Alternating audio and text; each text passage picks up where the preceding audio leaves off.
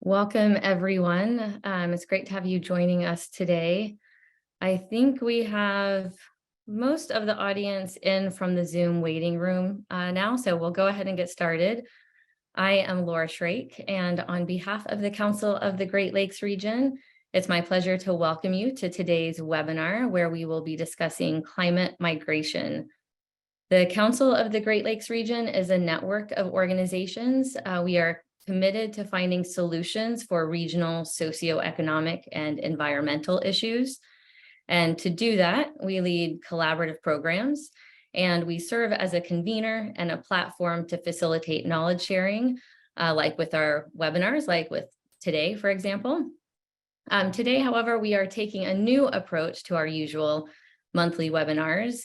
We are partnering with MLive, a leading media group across the state of Michigan, and two of their reporters, Sherry McWhorter and Lindsay Moore, will be sharing this space with me to help moderate the webinar. Facing the reality of a changing climate, Sherry and Lindsay authored a story recently that took a look at the state of Michigan as a climate haven. And today we are turning that story into a webinar. We have some of the individuals who were interviewed for that story with us as panelists today. And our panelists represent government and academia, as well as a Michigan resident who is considered a climate migrant. So we'll be hearing diverse perspectives with today's conversation. I personally think it's going to be a really interesting hour, so I hope all of you do too. We will look at the reality of climate migration and what it means for not only Michigan, but the entire Great Lakes region. So why the Great Lakes region as a climate haven in the first place? We will get into some specifics with our panel discussion, but as we ponder that question, let me share some regional numbers with you for you to keep in the back of your mind throughout today's discussion. And first of all, when we talk about the Great Lakes region, we are talking about the full economic region, which encompasses the 8 US states from Minnesota to New York, and the 2 Canadian provinces of Ontario and Quebec. This region is already home to 107 million people. In fact, if the region was a country, it would be the 12th largest country in the world by population. And based on economic output, which is around 6 trillion US dollars, it would be the 3rd largest national economy in the world if the region was a country. So the region is the economic engine of North America and holds major industries, providing tens of millions of jobs and employing a 1/3 of the American and Canadian workforce. And at the center of the region are the Great Lakes, an interconnected freshwater system that accounts for roughly 20% of Earth's surface freshwater and 84% of North America's. The Great Lakes system is a drinking water source for millions of people, and it sustains life for thousands of species. And while the waters appear resilient and plentiful, we should keep in mind that only 1% of the Great Lakes are renewed annually, which makes them more vulnerable to pollutants. And with the climate crisis escalating, we are going to be presented with new environmental pressures. It's been projected that within the next 50 years, at least 1 billion people globally could be left needing to migrate due to climate change and climate disasters. People will move to where the resources are, and in North America, that is the Great Lakes region. We are very lucky to have a relatively stable climate, rich farmland, and 20% of the world's surface freshwater. And as a result, people are already recognizing the opportunity in the Great Lakes region.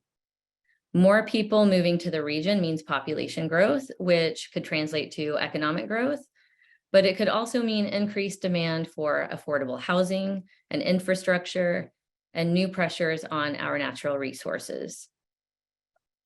So building off the recent story published by MLive and the growing research on climate migration, today's panel will consider the migration that is already happening here in the region and what we should expect in the coming years and decades. So to dive into this topic a little bit further, as I mentioned earlier, we have Sherry McWhorter, statewide environmental reporter with MLive, and Lindsay Moore, statewide economy reporter with MLive, to help set the stage and moderate our esteemed panel, which includes 3 diverse voices. We have Derek Van Berkel, who is assistant professor with the School for the Environment and Sustainability at University of Michigan. We have Missy Stults, who is the Sustainability and Innovations Director with the City of Ann Arbor, Michigan. And we have Amiel Handelsman, who is a Michigan native, executive coach, and a climate migrant. So we do hope to have time for a few questions from the audience at the end of the panel. So if you have any questions, please type them in the Zoom Q&A box. I'm going to be keeping an eye on them throughout the panel conversation. And so for now, I will pass it over to Sherry and Lindsay, and then I'll rejoin you again later to help facilitate the audience questions. So over to you. Thanks very much. And thanks to everyone on the webinar for having an interest in this issue. Admittedly, my interest in this topic is self-serving. I live in Traverse City, Michigan, and my love of the upper Great Lakes region has fostered deep concern for its future. I kept seeing news reports about places across the Great Lakes being dubbed a climate haven. We have climate-proof Duluth. We have top 10 lists of climate haven cities across North America, in which 9 of those cities are either directly on a Great Lakes or a St. Lawrence shoreline, or within relative proximity. We hear stories about wealthy coastal elites buying homes and property, often sight unseen, and handily outbidding local buyers just trying to live their lives. The news I kept reading was about how there are going to be areas that will be climate winners, but very little about how to prepare for what can be expected to be significant climate migration into those regions. I wanted to report more than a tip sheet for the 1%. I wanted to put the focus on the rest of us. So while talking about this idea during a staff meeting, fellow reporter Lindsay Moore saw the very clear economic angles to this ever-expanding news story. She was easily convinced to join the reporting project, and I'll let her tell you why. Hi all. Yes, there almost no convincing. I was on board before Sherry asked, to be quite honest. So I also grew up here in Michigan, so self-interest is at heart as well, to a Great Lakes lover. But as Sherry mentioned, I mean, the economic impact here feels like it's right in front of our faces in all aspects. One of my key areas of the beat that I cover as statewide economy reporter has been real estate.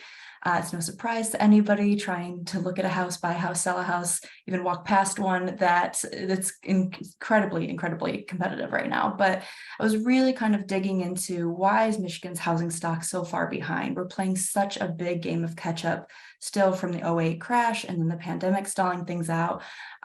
When Sherry mentioned we're expecting thousands of people to come here over a number of years, my immediate thought is, oh God, where will we put them? And, you know, that just kind of tangles into everything else, right? Not only housing development, but if we're going to put new neighbors here, do we have roads for them to get around? Do we have water sewer hookups already there? Are we going to take over green space to add new people here? It just was, the question list was quite long as soon as Sherry and I got rolling, to be quite honest. At many points, our editors tried to kind of ring us in and say, let's focus on the here and now. Let's focus, like Sherry said, beyond the tip sheet, behind the big, let's get to the big questions here. And so we did exactly that. We talked from an environmental standpoint, from an economic standpoint. How do we plan, prepare? How do we work smarter and not harder was really kind of a core value here. And above else, though, to really kick off this project, we felt like we needed to talk about the people that really were moving to climate havens. We didn't want it to be theoretical anymore.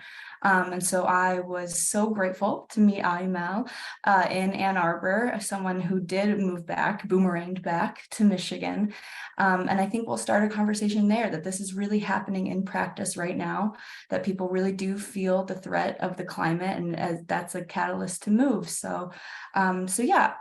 We're going to start right there with Amiel. If you could tell us a little bit, you and your family have been out west for a number of years. You've raised a family in Oregon. What was kind of that catalyst moment that you decided it was time to move and move for climate reasons? Sure. Well, let me just first give a short answer as to why we left and why we moved here. So why we left was a combination of wildfires and wildfire smoke. And there's a big difference. Many people who are not affected by the wildfire are affected by the smoke. And then rethinking what mattered to our family. And we ended up moving here to Michigan and Ann Arbor in particular to be near grandma and grandpa. That would be our kids, grandma and grandpa. And so let me answer your question with a little bit of the story behind that as well. And I think to explain why I moved back, why we moved back, it's useful to describe why I left to begin with. And so back in the year 2000, I was 30 and decided to move to the West Coast for a reason that may be familiar to many people who do that. I wanted a fresh start. I wanted to be in a part of the country that seemed forward-looking. Now, I don't agree with all these things now, but this is 20 some odd years ago. And to try something different. And so I moved to San Francisco, and for the next 20 years, I would come back and visit Michigan. Always loved being back. And while I was away, always was proud to be a Michigander at heart, and would offer my defenses against the usual snarky comments about snow. Some people think we have snow in the summer, so I had to disabuse them of that notion. But I never seriously considered coming back, even though my father used every trick in the book to persuade us to come back. Never really considered it. And then 5 or 6 years ago, I remember one morning, my wife and I were walking out of the house in the morning with our kids, taking them to school, and the air smelled different. And it smelled like being in a smoky bar, which I hadn't been in much recently. And that lasted a day or so, and it was because of wildfires, I don't know, a couple hundred miles away. Fast forward a year, same thing happened, but this time it lasted for a few days. And I remember going to the hardware store and getting something I'd never heard of before, which was an N95 mask to protect from the smoke. This is like 2018, I think. And then 2 years later, to really directly answer your question, Lindsay, was the catalytic moment. Fall of 2000. So everyone remembers what the world was like then. So like many families, we had our kids home doing online learning as best as they could. Portland also had all sorts of other things happening. And one day there was wildfire and smoke, and I went for a walk. And I came home and washed my clothes, and that was relatively mild. I learned about something called the air quality index. The higher the number, the worse the air quality. And they say the range was 0 to 300. So within a day or so, I hit 150, which is considered dangerous. And maybe a day later, went up to 400 and then 500. So if you can picture yourself, all of you listening, being in your house with your doors locked, your windows shut, and gradually smoke seeping in and not really enjoying that smell. And so you start to duct tape it and tape it. To make a long story short, it was just oppressive. And but we sort of bore the weight on our shoulders and just, hey, we're here, this is where we live. And to make a long story short, one day we said, we got to get out. We just cannot handle this. But we couldn't drive. If you looked at a map of the United States with smoke cover, you go 5, 6, 8, 10 hours south, same thing north, smoke. All the way to the Rocky Mountains east and beyond, smoke. So we got on an airplane and flew to Detroit and spent 3 weeks in my hometown of Ann Arbor. And while we were there, both Julie, my wife, and I independently sort of scratched our chins and said, not only is the air clear, but this is a pretty cool place to live. Ann Arbor is a town. Michigan as a state. And so we made a decision. Actually, we went back to Oregon, and that was sort of in our gut. And we sort of checked in with our hearts and did some mental thinking about, like, what would be the impact of this, but we decided to make the move. And so one thing I want to emphasize is that the question that we were asking ourselves shifted from this, meaning Portland, this is our home. How do we make the best of a really uncomfortable situation? How do we bear the weight of that on our shoulders and persist? Two, this is our lives. And this is our kids' lives. And we've had it. So maybe it's time to move somewhere else. And with grandma and grandpa back in Ann Arbor, and it being home for me and just being a wonderful place to live, we made the choice. And so we moved back a couple of years ago.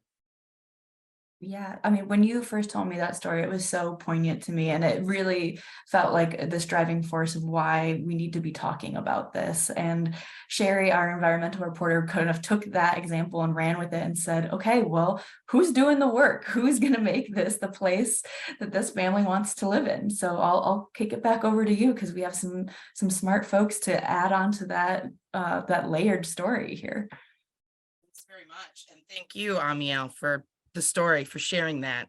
It's you can't really blame folks for wanting to move to the Great Lakes. I mean, it's a bit of a treasure. For Derek at University of Michigan, as a data scientist, can you please speak to what population statistics currently tell us about migration patterns happening now across the Great Lakes region, and what hypotheses there are in academia about population shifts that can be expected in coming decades because of climate change? Sure. I'm going to start off just explaining what a data scientist is, because maybe not everybody knows what a data scientist is. Basically, what a data scientist is we try to use these big data sets, and we do some analysis, some trend analysis, some statistical analysis to try to come up with some solutions, some really applied solutions for the challenges that we face in society. And luckily, we have this great data set from the US Census that tells us over time how population is changing throughout the US.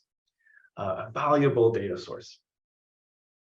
And basically what we see in the Great Lakes region, the US part of the Great Lakes region, is that our population has been staying the same or declining over the last period since the 70s, since deindustrialization.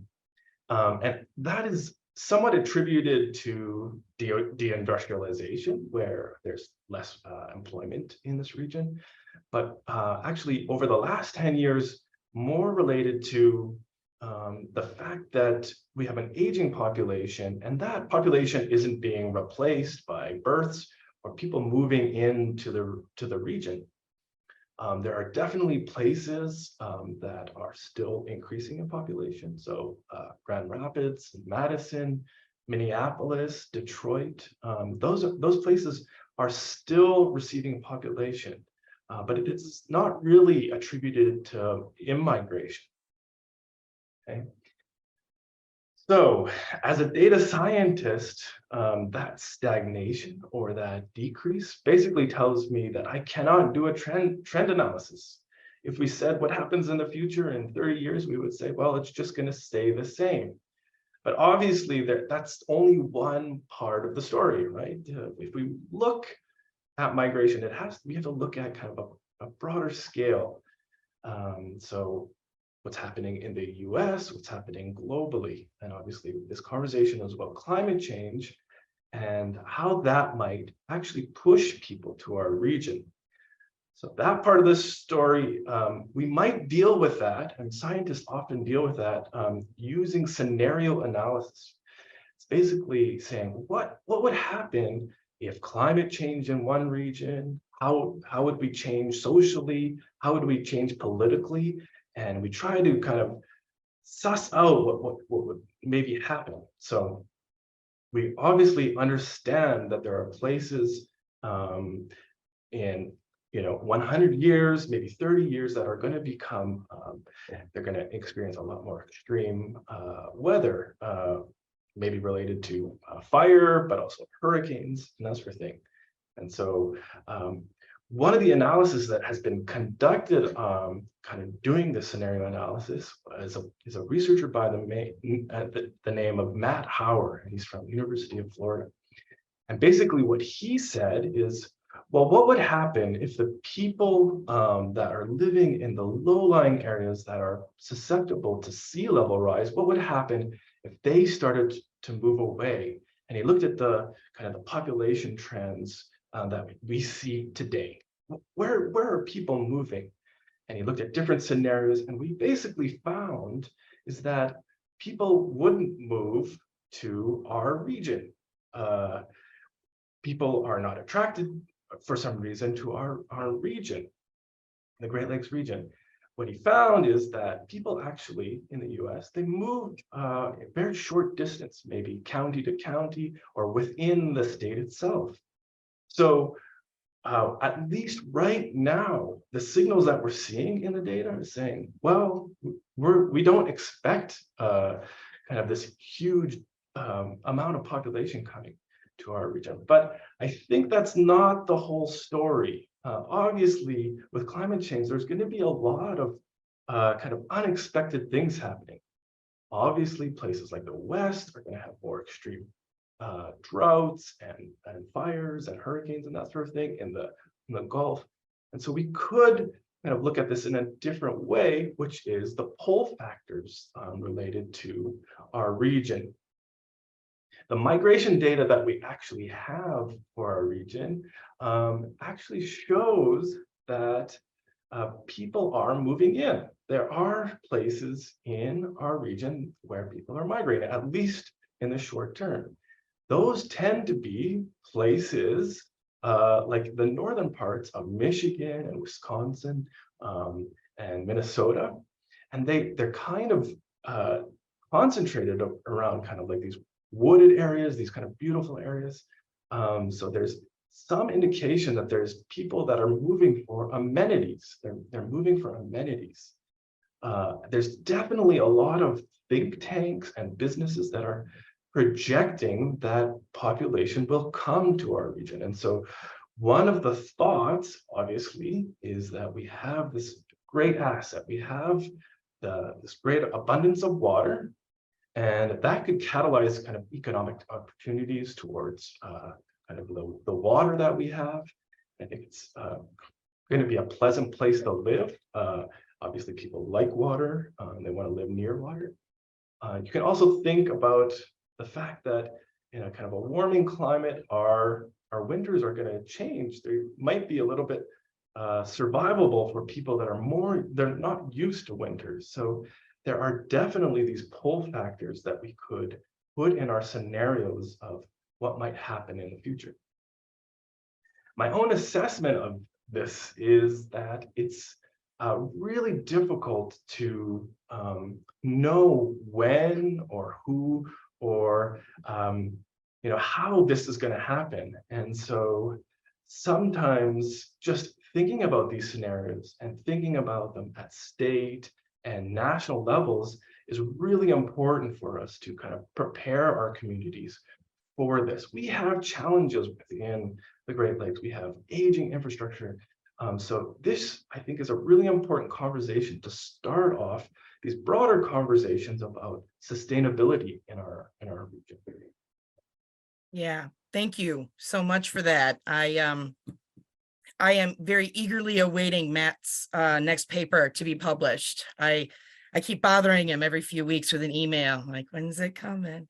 Now I know that you're doing pretty good work there at the University of Michigan, and I was hoping that you could speak to this data tool you're building for communities who are expected to be on the receiving end of climate migration, to help them plan for future population growth. And I would love if you could also speak to the importance of getting input from the people who currently live there. Definitely. So the tool that we're thinking about, that we're actively developing, is called Participatory GIS Urban Development Tool. It's a mouthful, but the acronym is PIVOT. So PIVOT is please don't translate that. It's a hard acronym, but the idea is that we're thinking about pivot as this to conjure up this thinking that we're going to need to adapt. We're going to need to pivot as cities and regions in the Great Lakes. So obviously, we are going to have some challenges going forward. We're going to have probably more precipitation, which could lead to more flooding. We're probably going to have more days of extreme heat. And so we're going to have to redesign our cities and think about those challenges going forward. And obviously, when we're thinking about migration, thinking about how we could create cities that actually pull those folks towards us and think about the challenges related to that. And our overarching philosophy or our overarching goal with that is to think about new ways that we can start this conversation a little bit more broadly, to get input from communities that are potentially going to be receiving communities, but also to think more broadly about sustainability and a just and equitable outcome. And the way we're thinking about that is that we can get input from a diverse amount of people. So we're making this tool online so that people can kind of engage with this conversation kind of online. If people are busy, it's difficult for them to kind of maybe meet in person. And I think the importance is that when we get those different perspectives, that their priorities, the people that are living in these cities, the people that maybe have not always been listened to, their priorities and their goals for the future can be incorporated into plans. And so how we built Pivot is to kind of guide and capture some of those thoughts. So the first part of Pivot is you can actually go to a website and interact with data about your city. Things like vulnerability to kind of climate change. Where is the flooding happening? Where has it happened in the past? But also social vulnerabilities. Where are the communities that there are social vulnerabilities that we might want to target with interventions? Okay. The second part is actually a land change model. So we're actually trying to say, well, what happens if 50,000 people come to your city? Where could we accommodate them? And we use kind of statistical models to try to predict where that happens, and then visualizations of how that may play out. We want to start a conversation about, can we, do we want to kind of spread into farmland that's obviously going to be valuable in the future, or can we densify kind of urban cores, and what are those trade-offs related to that? And we want to use that as a tool to kind of start that conversation. And then finally, part of that tool is that you can actually draw on those maps within this kind of online environment. So we can prioritize these different things. So we can ask the public, hey, where would you like densification? Where do you think we should put trees or green space to make our city more livable? So that we get a bit of a more representative or priorities from everybody in the community, so that any projects or interventions that we make are hopefully more sustainable, because people are kind of benefiting more broadly. So I'm really excited about this tool, and so we're building it at the moment, and there are a few tools online. So if you're really interested, please reach out and I can give you some more details. Wonderful. Thank you, Derek. I appreciate it. I'll be scoping out your website. Want to turn to Missy, who is in Ann Arbor, and because Ann Arbor has already put a big focus on this. And Missy, I was hoping that you can talk about the ways Ann Arbor is already thinking about and preparing for being one of these receiving communities for climate migrants. Excellent. Thank you so much for the question. And thank you for reporting, both of you, on this really important, timely, and I think potentially transformative question. So thank you, Sherry and Lindsay, and thank you everyone for being on the panel with us today. I think I'm going to start in responding to that question to talk about the work that we're doing every single day to make sure that Ann Arbor is a great place, building on what Derek just said, for the people that are already here. Right.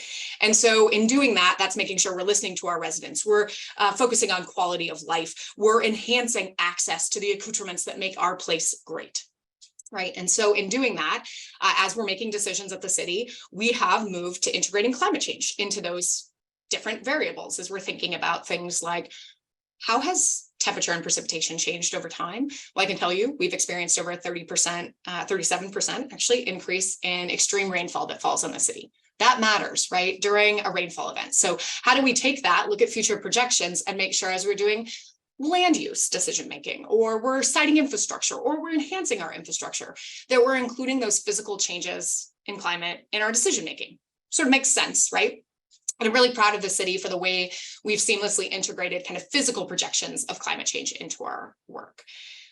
What's also true, though, is we can do a really great job planning for those physical changes in temperature, precipitation, freeze-thaw cycles, the kinds of things that GLISA, the Great Lakes Integrated Sciences and Assessment, which Derek represents, can help communities throughout the Great Lakes region get that really great climate science data.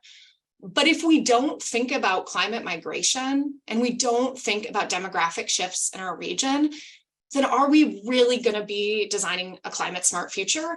And that's a question we've been starting to ask. And I don't have an answer. I would say we're also working with Matt from Florida State University. Previously, we did some analysis. We had him come up. We started workshops thinking about climate migration and what it might look like. And you've heard there's challenges with the data. There's high uncertainty associated with it. I don't care. We deal with uncertainty every single day, right? And I think, and I'm just going to put sort of my lens on this, I think we're already in the second wave of climate migration. I think what we heard is that we've got folks who are starting to move into the region based on lived experience, climate threats in other areas, and kin networks that call them. But I actually think the first wave are people like me. I think it's folks who work in the climate change field and have made decisions about where we're going to settle. So we're in the second wave, and I think we're talking about preparing for the third. And so that's the kind of conversation that we're having, and it is more qualitative than it is quantitative. But I want to give you a specific example of what this is looking like for us in our place. We need to make an investment in a new water treatment plant in Ann Arbor. It's time. We've been working on technical designs. We've got folks thinking about that system. We've integrated changing climate parameters like temperature and precipitation, as I mentioned before, into those designs to make sure we're thinking about future water demand, water quality, water supply, climate impacts associated with that. Great, great model. And I think we could design a water treatment plant that is physically smart in terms of climate change impacts and undersized because of climate migration. So we're trying to figure out, how do we project increased demand associated with people coming into our community, not necessarily because we're advertising that we're climate smart, because we're investing in the quality of life enhancements that our people need today, and that is going to make us an alluring place. Moreover, we have the largest living alumni base of any college, the University of Michigan, and people know about Ann Arbor. We frequently win awards for being one of the top places to live. People are going to come. How are we going to prepare for that kind of climate migration despite not having specifics? So this is just an example that we're wrestling with in real time, thinking about the water treatment plant, how we size it, how we design it to make sure that it's climate smart for today and tomorrow, because ultimately that's what this is about. It's making sure Ann Arbor and all of Michigan and all of the Great Lakes is a great place to live today, tomorrow, and into the future. And that's what we're working on. Wonderful. I was really kind of amazed to see that even the voters in Ann Arbor voted for a climate change tax and to pay for work happening around the community. It was incredible. Now, when we spoke months ago for the article, as we were reporting it out, you said that rather than approaching the challenges of being a climate haven, community by community, as Ann Arbor has put such a focus on it, they decided to, that perhaps there should be a statewide conversation here in Michigan about climate migration. taking it bigger, why do you believe states, Canadian provinces, even the Great Lakes region collectively should have this climate haven conversation rather than as individual communities trying to make their way through this? I love this question, and there are so many tentacles of it that we could sort of pull on. One, I'll start kind of at a meta statement, which is just like climate change impacts, climate migration, people, movement are not going to respect geopolitical boundaries, right? Those are artificial boundaries that we set up. Our ecosystems don't, species don't, humans don't, right? So one, we need to be thinking more regionally in terms of preparing for climate change, whether that's physical impacts or migration-based impacts, right? Like that just makes sense in my head. Secondly, the reality is we could, in Ann Arbor, open up the doors and say, everyone's welcome. We're really expensive. Just yesterday, it broke that average home prices in Ann Arbor past $600,000. Like let's talk about that for a minute. Who can afford to live here? And if our next wave of climate migrants are those who can afford to live here, they're going to push people out. I mean, let's be honest. If we're not really thoughtful and purposeful about our land use decisions, increased density, which we are having these conversations, but also not everyone's going to want to live in Ann Arbor. They might want to live on the outskirts, right? They might want to go up to Traverse City, but they might want to live on the Leelanau Peninsula. That's great and wonderful. And so we need to be thinking about how we create cultural, social, economic, political systems that allow people to move and that are coordinated kind of throughout the entire region. And that means we need to be having conversations at the state level, across states throughout the entire Great Lakes Basin about what we want to be and how we're going to put systems in place to embrace that. I can tell you people are already coming to Ann Arbor, and that is great and wonderful. And I think that is beautiful. I actually think we are richer as an entire region when we open the doors and say we are here. We will be receiving communities, and we can do that very, very poorly if we do not plan. And I am worried that we are starting to go down a path that is not going to set us up for wild success. So it is time right now to be having these conversations and putting the systems in place. I love your cat's tail, to be wildly successful and making sure this region doesn't just survive, but it thrives. And all the people here have just this incredible, incredible opportunity to contribute to our sustainable future, which is what we're all aspiring for. Yeah, a lot of people that we spoke with in reporting for this project, they didn't want to talk about being a climate haven as a problem. They really wanted to talk about it as, an opportunity. This is an opportunity to grow and imagine the increase in the talent pool and the economic opportunity. So I would love to see what some of the folks listening have to say. Awesome. Thanks, guys. I am popping back in now to help facilitate some of the audience questions. We have several that have come in, so I'll go ahead and get to it. I'm going to go a little bit out of order because there's one that just came in for Missy, and so I'm going to go ahead and ask that one first. And the question is about resilience hubs. Anna is the audience member who's asking this question, and she recently saw you talking about resilience hubs with the National Adaptation Forum. She said, which was great. And she's curious to know if they may be linked with this migration discussion or similar programs. Yeah, so specifically in Ann Arbor, we have a plan called A20, which is all of our climate related activities. And it's both mitigation, adaptation, and equity work, which I actually call resilience, the intersection of all three of those.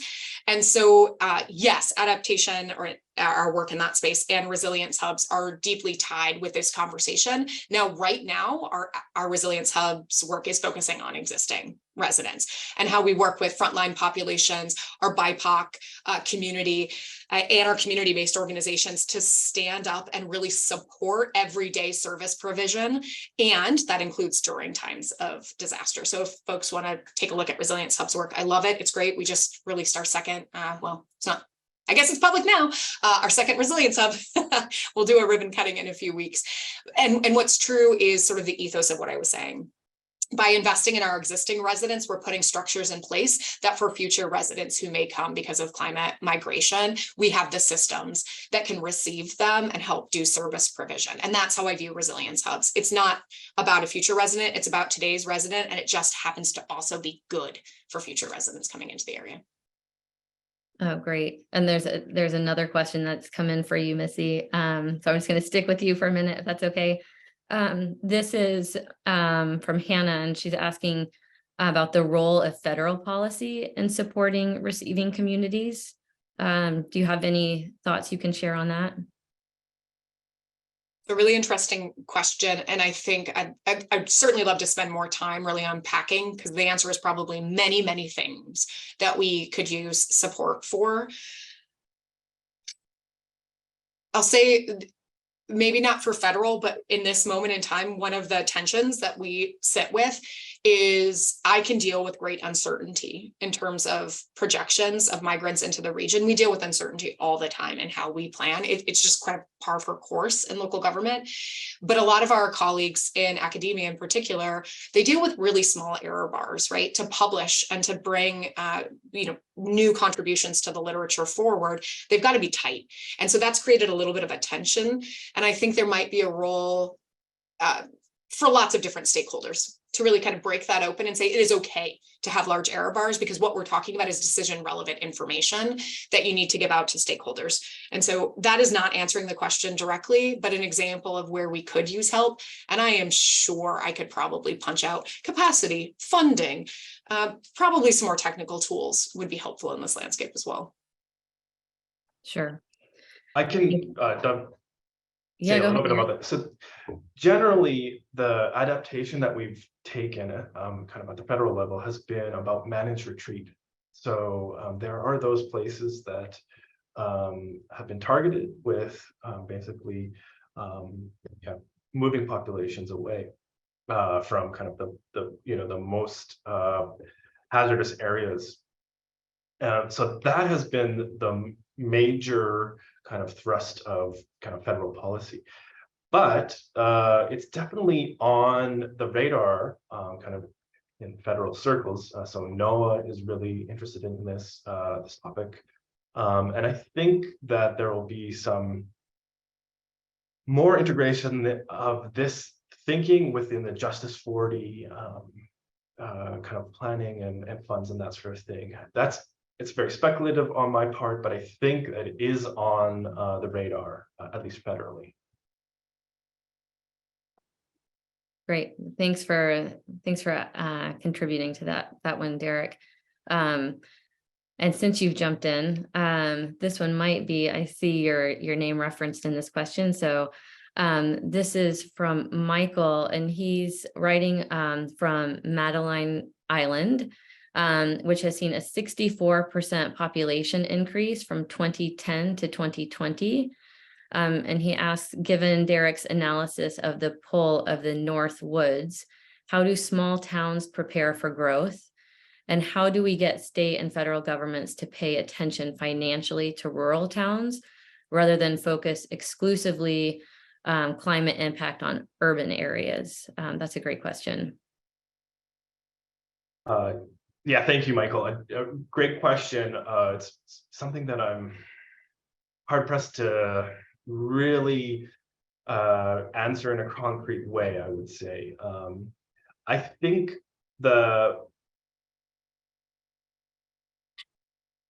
getting these resources for these very small kind of rural areas is a very difficult challenge, right? So you actually are doing competitive bids and that sort of thing. And so I think there will be funds for this, but I'm not sure, if they're coming in the pipeline and that sort of thing. I'm going to do a little bit of a pitch for my GLISA work. So we are actually doing a small grants competition right now, so that cities like yours can actually apply for funds to do this kind of planning. So you can use our tools. We will actually support this kind of scenario development and some sort of planning if you're really interested in these things. And so we are kind of trying to be that intermediary before, this is kind of institutionalized and kind of more state and federal funding.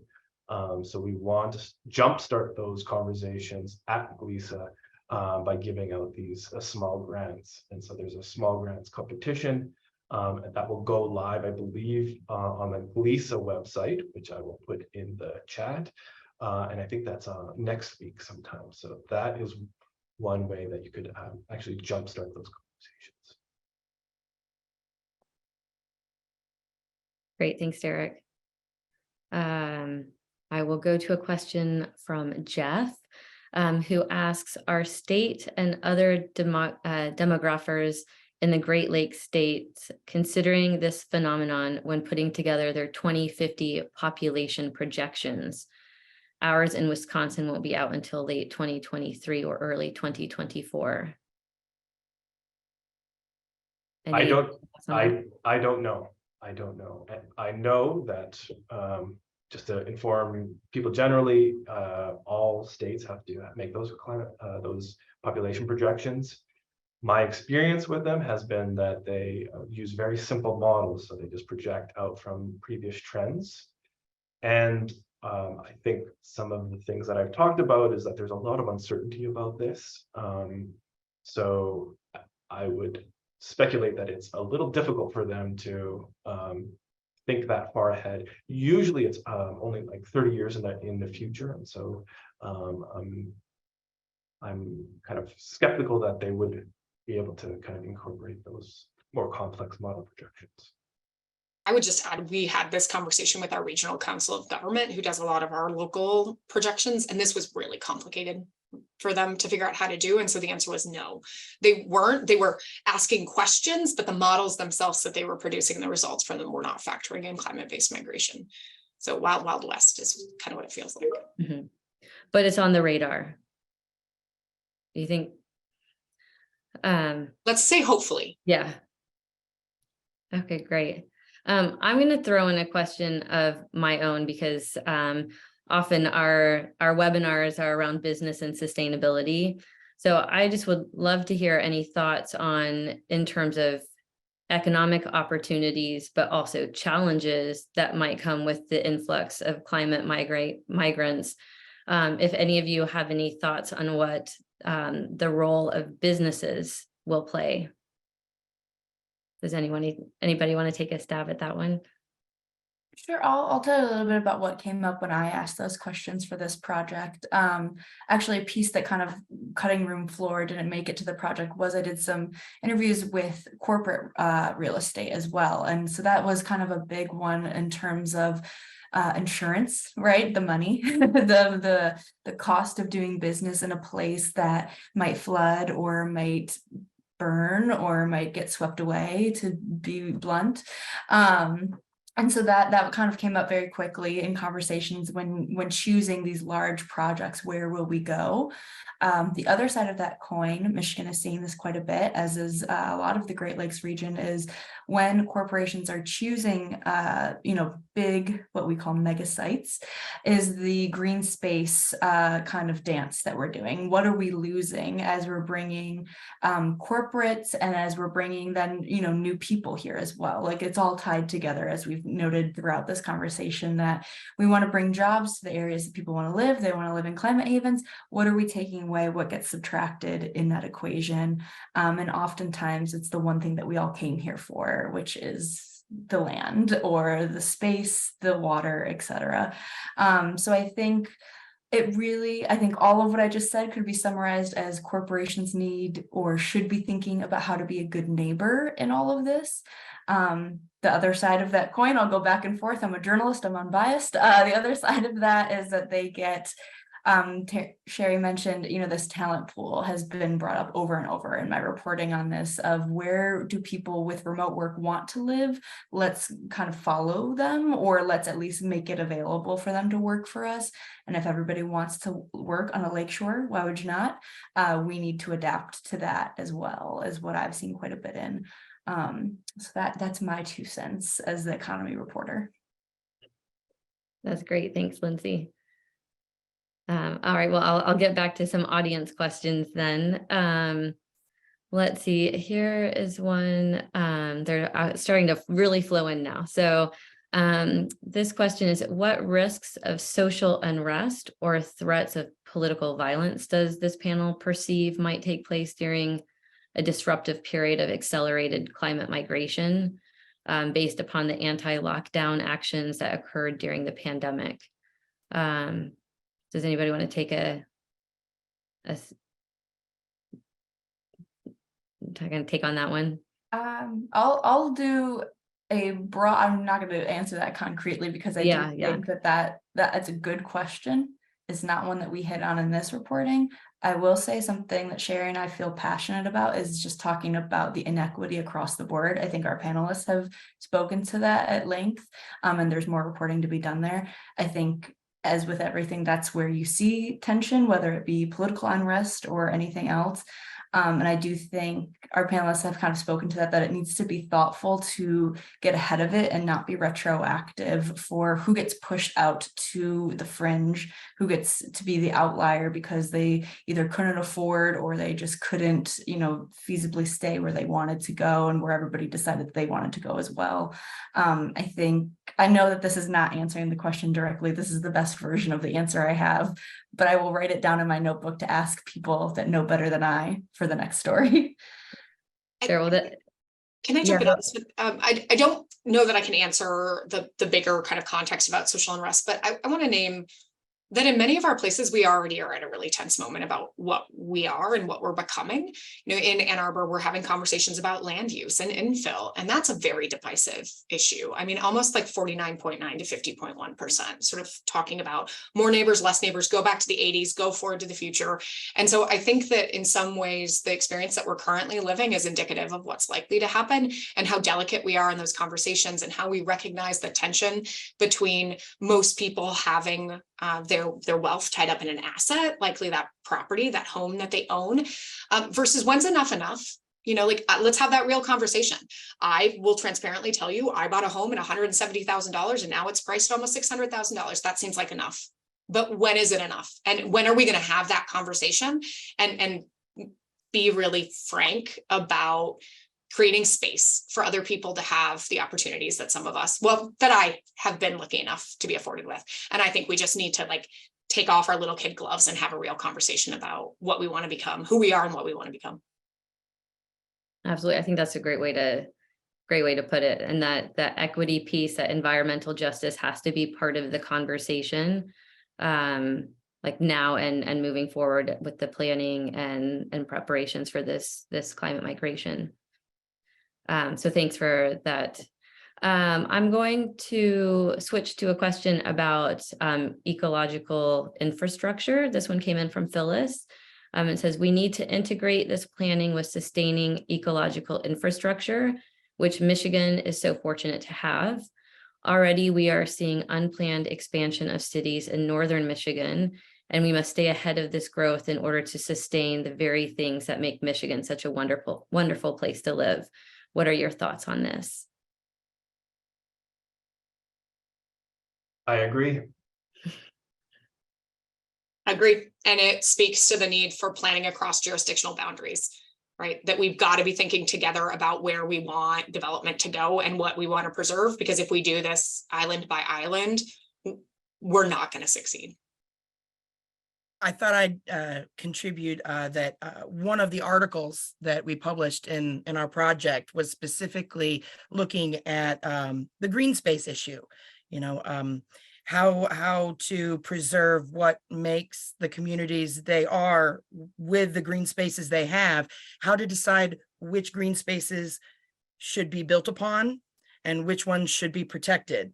And there's a lot of work happening around Michigan in preserving land by we have a lot of state and federal land already in Michigan, but there's even more that are in private hands.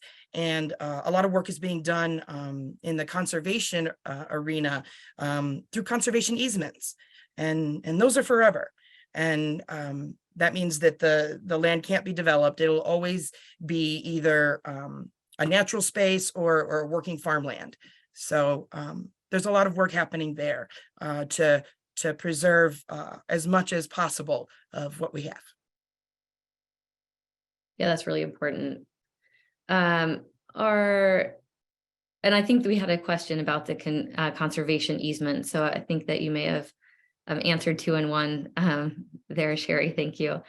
Are any of you aware of any developing plans to actively market any cities, whether it's in Michigan, maybe for your where you're based, but marketing any cities as a climate migration location?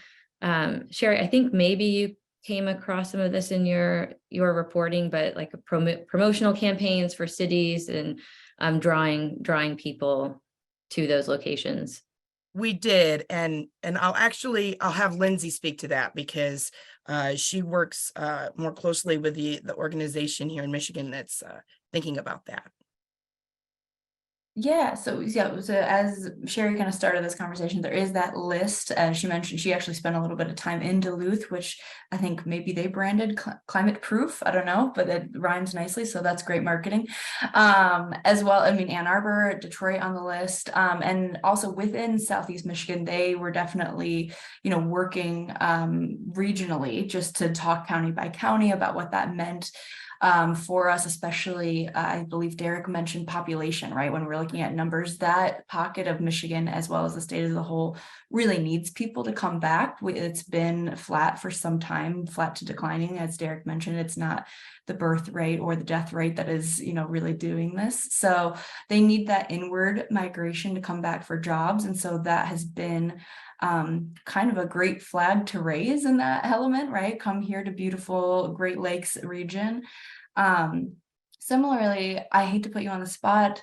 You're already raising your hand. I was going to pivot over to Amiel. I was very interested actually to get your perspective because Portland, Oregon for so long was kind of the place to live for climate reasons. And I'm really curious to see, your interest between both of them, how that has changed or what similarities we have.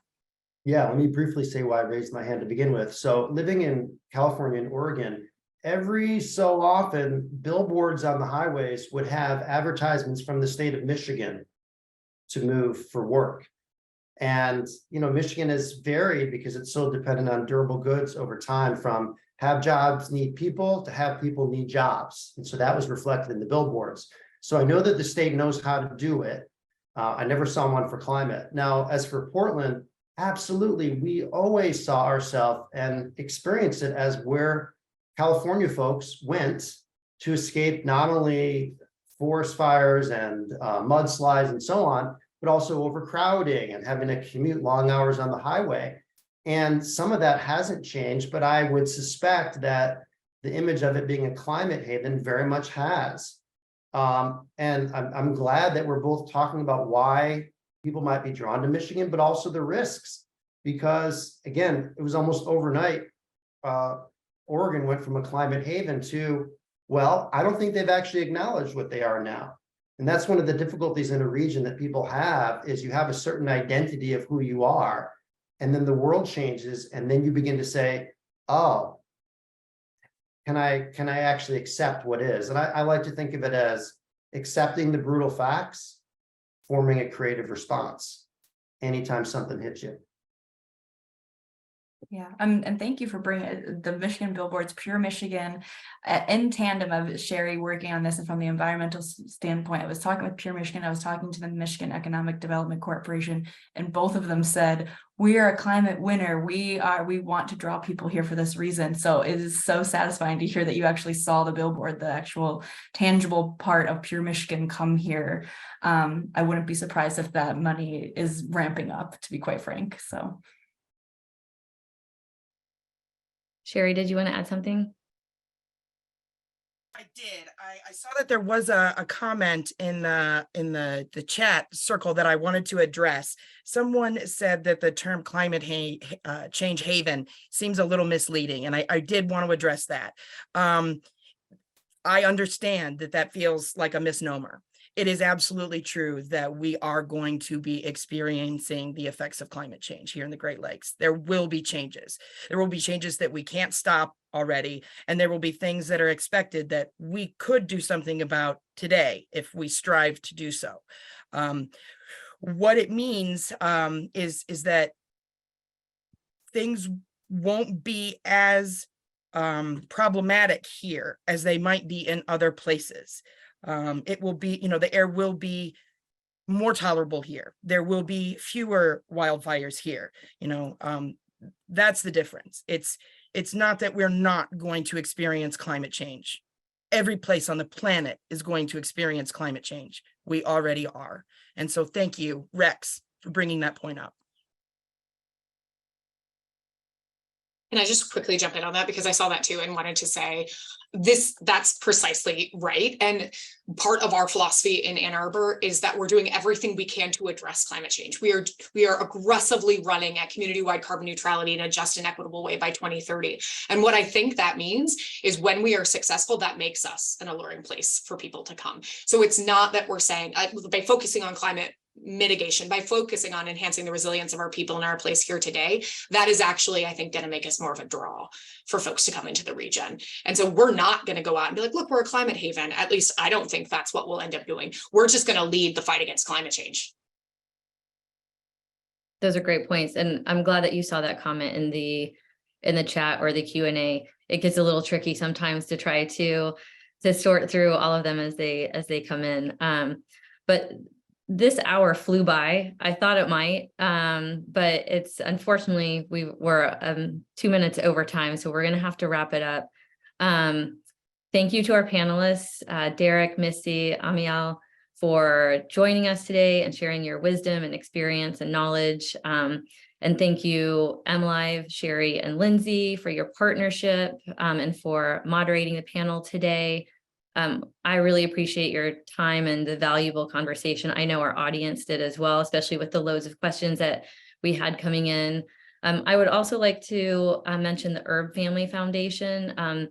They support the Business and Sustainability Network of the Council of the Great Lakes region, which includes our monthly business and sustainability webinar series that we host.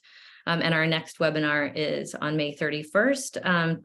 That's linking efficiency and technology around net zero strategies. So I hope all of you will be able to join us then.